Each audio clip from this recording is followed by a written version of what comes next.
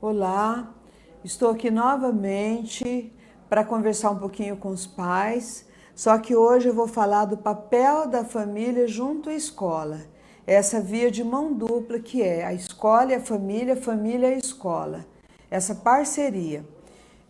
A escola, principalmente a escola pública, porque eu trabalho na escola pública há anos, ela só melhora quando há essa parceria entre pais e escolas, onde quando a família participa do movimento da escola, quando a família se posiciona junto à equipe técnica, junto à direção da escola, quando mantém um diálogo com o professor, aí a escola melhora, porque há este acompanhamento.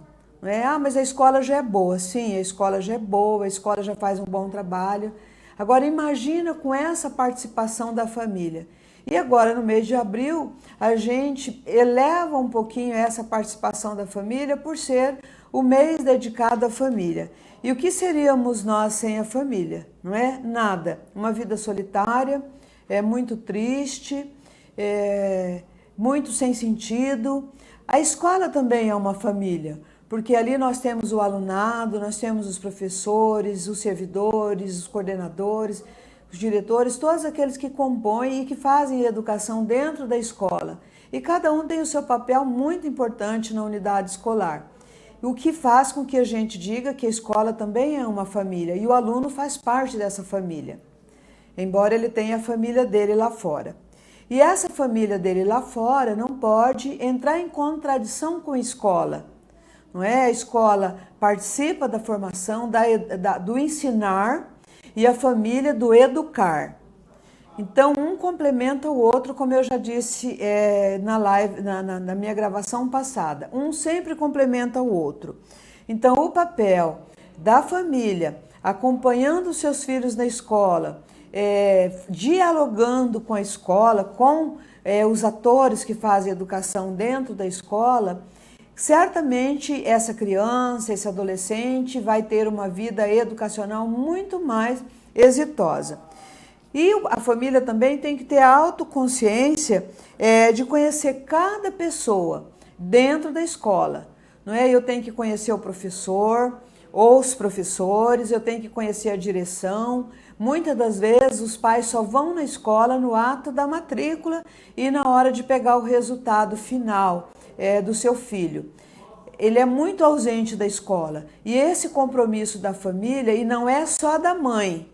Muito pai delega para a mãe essa competência, essa função, essa tarefa de acompanhar os filhos na escola. A tarefa é dos dois.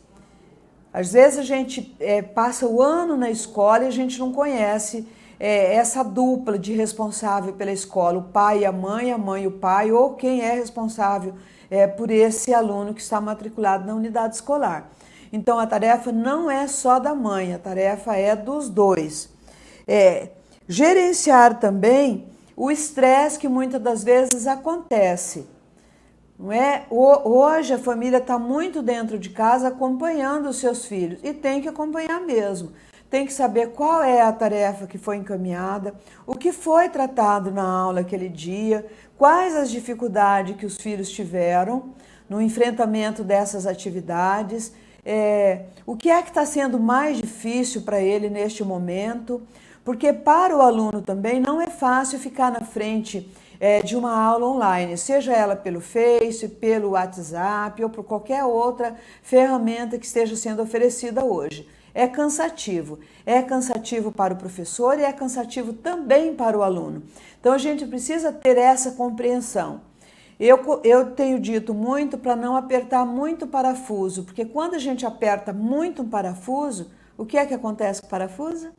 Ele espana e daí ele não dá mais rosca, não é assim?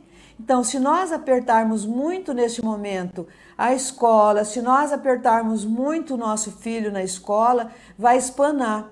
O professor, porque ele tem família, ele tem filhos, ele tem problema, ele passou por dificuldade às vezes com algum ente querido doente. O diretor, os coordenadores, todos que compõem essa unidade escolar também têm problema. Então eu também, como pai, como mãe, como responsável, eu tenho que ter um olhar de afeto. um olhar de empatia, me colocar no lugar de quem está lá. Porque se nós, como pai, como responsável, não damos conta muitas das vezes de 2, de 1, de 3 em casa, de estabelecer uma rotina de tarefa, uma rotina de trabalho, imagina a escola, o diretor, o coordenador que tem que ter nas costas, que é um linguajar comum que a gente fala, um número muito grande de pessoas. O diretor tem o coordenador, o professor, os alunos, todos os servidores e os pais. E daí a gente vai descendo nessa escala, os coordenadores têm os professores, porque neste momento ele tem que vistar todas as aulas, não é? Os professores terão os seus alunos, que não são poucos, ele tem que dar conta, e os outros servidores também. Então a tarefa de cada um nesse momento, ela é muito complexa. Nós, professores, nós, pedagogos, todo mundo que está na escola, não foi preparado para este momento. Nós não tivemos, na nossa escolarização,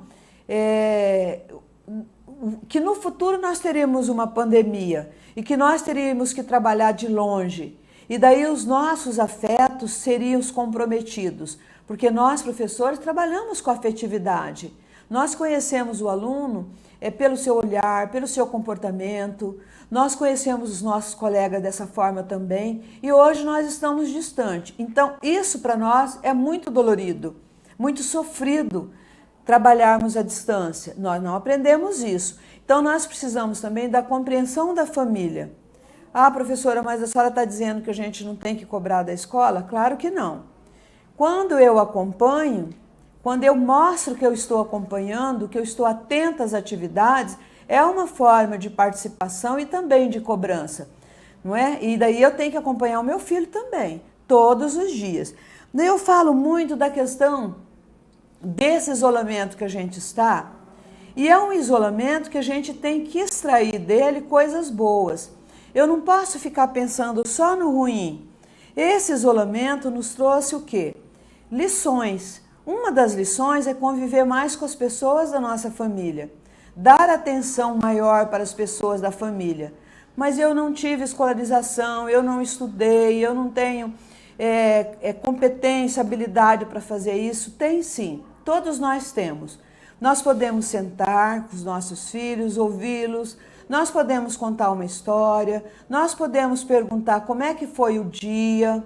Nós podemos agradecer quando ele lavou o prato, quando ele arrumou a cama, quando ele colocou a roupa no lugar que é devido à roupa, quando ele limpou o quintal para nós. Nós podemos agradecer e mostrar que nós vimos que ele fez e que nós somos gratos a ele porque ele está nos ajudando. Então esse momento é um momento positivo para nós. Nós podemos sentar junto para assistir uma série de televisão, né, onde traga um retorno para nós, uma lição.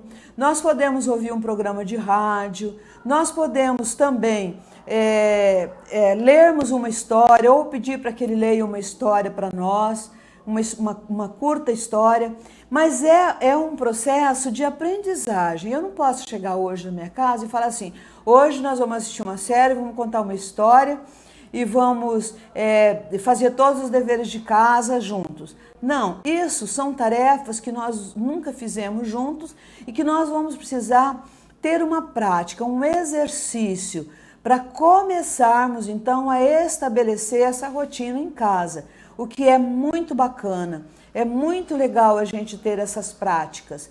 Nós não podemos cobrar aquilo que nós não fazemos. Lembrem-se bem, pais queridos, se eu tomo água e eu lavo o copo, eu estou dando um exemplo de que todos os que tomarem água ou tomar um suco, um leite, têm que lavar o seu copo e guardar. Se eu me alimento e eu lavo o prato, também eu estou dando o exemplo, não é? Se eu coloco a roupa suja no lugar, não deixo a toalha jogada, eu também estou dando o exemplo. E os exemplos bons, eles devem ser seguidos, mas os ruins também. Sabe, os ruins também. Se eu jogo lixo no chão, se eu respondo mal, se eu tenho xingamentos em casa, os meus filhos também vão xingar, vão gritar. Se eu grito com a esposa, se a esposa grita com o marido, se trata mal, eles também vão seguir esse exemplo. Então o exemplo sempre arrasta. e vigiar, gente, vigiar todas as atitudes dos filhos. O que ele está lendo, o que ele está assistindo na televisão, o que ele está vendo no celular, com o que ele está falando. Quando a gente vigia, é uma demonstração de amor, de cuidado. Então isso a gente tem que fazer todos os dias. Limitar o tempo de televisão, de segunda a sexta, eu tenho que estabelecer um tempo. Às 8h30, 9 horas, todo mundo tem que dormir, porque no outro dia a gente tem os afazeres. Então limite o tempo dos filhos. E lembre-se sempre, pais, cobrar é doído. Mas no futuro os filhos vão agradecer. Eles vão agradecer por você ter amado tanto, por você ter demonstrado esses cuidados, como eu agradeço a minha família, por tudo que ela me cobrou. Quando a minha mãe me cobrou que eu tinha que lavar, tinha que cuidar da casa, hoje eu agradeço a ela porque eu aprendi a fazer. Não é? Hoje eu agradeço a minha casa porque eu consegui passar exemplos para os meus filhos. Então é um agradecimento, é uma gratidão que eu tenho todos os dias. Educar dá trabalho, muito trabalho. Por isso que a gente escolheu ou ter ou não ter filhos. Eu escolhi ter filhos, então eu tenho muito trabalho para educar. Agora, se eu escolhi não ter, é uma opção minha ficar na velhice sozinha, sem cobrar de ninguém. E mesmo tendo filhos, eu também não tenho que cobrar, porque cobrar que eles cuidem de mim. Se eu eduquei bem, automaticamente essa prática, ele já vai cuidar da família, ele vai cuidar do pai, ele vai cuidar da mãe, não é? Porque eu dei esse exemplo. Então, olha só, é muito legal quando a gente recebe um retorno do pai. Olha, professora, a senhora orientou, eu estou tentando praticar. Se até agora eu fiz as coisas erradas, sempre há tempo de retomar. Chama os filhos e conversa. Olha, até hoje o pai e a mãe não cobrou muito, mas a partir de hoje nós vamos estabelecer uma rotina aqui dentro de casa. E estabeleça essa rotina que é própria do seu ambiente familiar. E olha, tenho certeza que as coisas vão melhorar, tenho certeza que vai funcionar e tenho certeza que os seus filhos, os nossos filhos, eles terão bastante êxito quando estruturarem as suas famílias e serão meninos e meninas bem sucedidos no futuro, no seu trabalho, na sua família. Então eu deixo aqui o meu agradecimento e contem comigo sempre, com a minha equipe aqui, com a Secretaria Municipal de Educação, para que juntos a gente possa então ajudar esses adolescentes e crianças. O meu abraço fraterno a todos.